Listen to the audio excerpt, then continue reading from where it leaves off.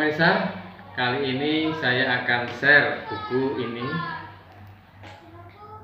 Ya, judulnya adalah Penyelesaian Perkara-Perkara Lampau oleh Watchmeni, terbitan Jasperin. Ini milik saya ingin membagi isinya, semoga bisa berguna, bisa memberkati. Dari Watchmeni menyajikan dua ayat, 1 Tesalonika 1 ayat 9, berbalik dari berhala-berhala kepada Allah. Kemudian 1 Korintus 6 ayat 11, tetapi kamu telah memberi dirimu disucikan, kamu telah dikuduskan, kamu telah dibenarkan dalam nama Tuhan Yesus Kristus dan dalam Roh Allah kita. Jadi buku ini setelah seseorang percaya kepada Tuhan pasti masih ada banyak perkara lampau yang belum diselesaikan. Bagaimana seharusnya menyelesaikan semuanya ini? Nah, Saudara Watchmeni membagi pembahasannya menjadi dua. Yang pertama, Alkitab hanya mengajar kita bagaimana seharusnya sekarang dan seterusnya. Jadi sekarang dan seterusnya, bukan ke belakang. Kedua, nanti membicarakan tentang teladan daripada penyelesaian perkara lampau itu menurut Alkitab Perjanjian Baru. Nah, yang pertama, Alkitab mengajar kita bagaimana seharusnya sekarang dan seterusnya. Allah tidak memperhatikan perkara-perkara yang diperbuat seseorang sebelum ia percaya. Yohanes Pembaptis saat ada pertanyaan sebelum membaptis, apa yang harus kami perbuat? Jawaban Yohanes Pembaptis soal ini adalah bagaimana sekarang dan seterusnya. Juru selamat telah membereskan segala hal yang lampau. Yang diperhatikan adalah hari ini dan bagaimana selanjutnya. Kemudian yang kedua, teladan, mengenai teladan penyelesaian perkara lampau. Yang pertama, perihal berhala wajib dibereskan secara tuntas. Allah selalu melarang orang mematungkan segala benda.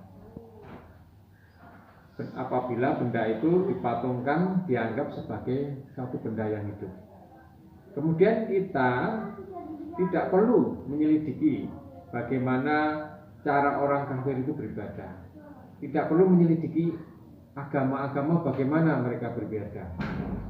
Orang Kristen tidak diperkenan mengunjungi tempat ibadah pemujaan berhala.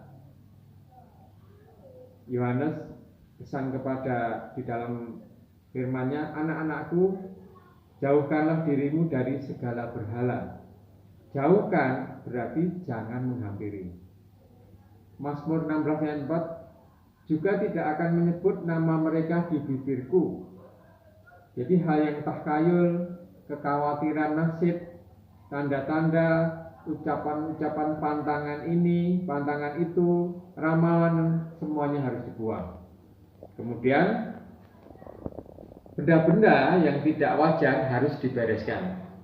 Kisah Para Rasul 19 ayat 19, banyak juga di antara mereka yang pernah melakukan sihir, mengumpulkan kitab-kitabnya lalu membakarnya di hadapan semua orang.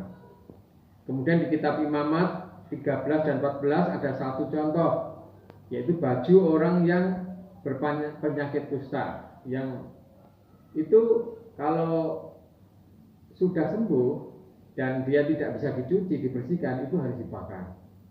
Kemudian pakaian yang modelnya tidak wajar, entah bentuknya, entah warnanya, entah ukurannya, itu harus diubah supaya wajar.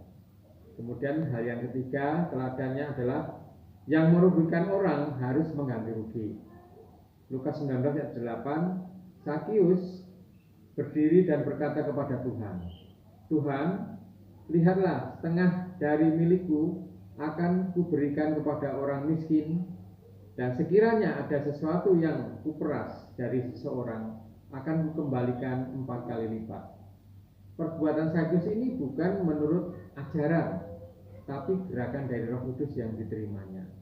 Sakius merupakan satu teladan. Kemudian pertobatan orang Kristen harus pula mengakui kesalahan yang lampau. Hal yang keempat, penyelesaian perkara-perkara yang belum dapat diselesaikan.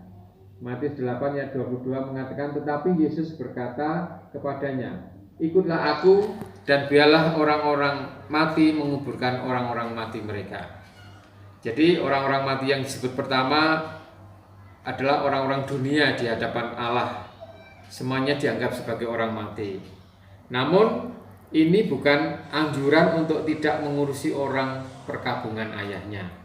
Puji Tuhan. Jadi sampai di sini dari buku Watchmeni tentang ini, penyelesaian perkara lampau ini, biarlah memberkati kita semua. Amin.